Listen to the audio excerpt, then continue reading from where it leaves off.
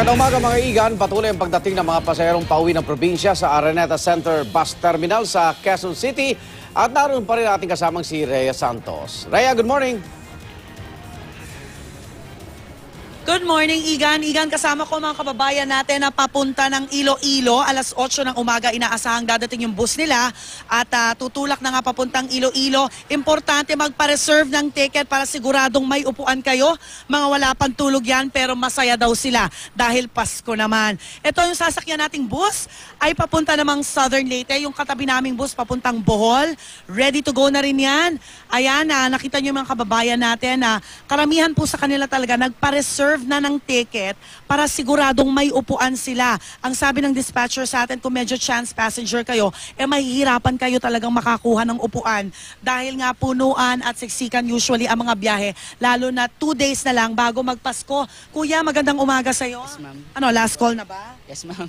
Paalis na po kasi yung bus namin. Okay. Kanina actually yung tanong ko, yung sa bagahe, kasi nakikita ko yung mga kababayan natin, parang contest sa paramihan ng bagahe. May limit ba yan? Yes, ma'am. Usually sa policy ng company namin talaga may limit baggage. Dapat, Ilan? Ano? dapat talaga sa pasahero, hand carry and then hanggang 2 kahon lang po. So isang hand carry, tapos 2 kahon. Opo. Paano pag sumobra? Medyo magbabayaran po nila excess. Tsaka medyo mahirapan po isa kayong bagahe na yun. Okay. Nagpapaupo pa ba kayo dito sa gitna? Usually may ganun, may mga dalang lata ng biskwit, tapos uupo sa gitna. Pwede pa ba yun? Bawal po sa company namin yun kasi ayaw po namin nahihirapan yung pasahero. Ayun, maraming salamat. Kausapin ko naman yung magmamaneho ng bus na ito papuntang Southern Leyte. Anong oras ba ang inaasahang dating? Depende kasi po kung makakasakay ng barko, ma'am. Pag minsan kasi nade-delay. Pero hindi naman makakapag Noche Buena ba sila doon sa ano nila, sa kanilang probinsya? Ayos. Siguro. Kasi mas maigi namang safety makakarating doon. Correct. Alright, may karelyebo ka? Meron po, ma'am. May Pasko ka?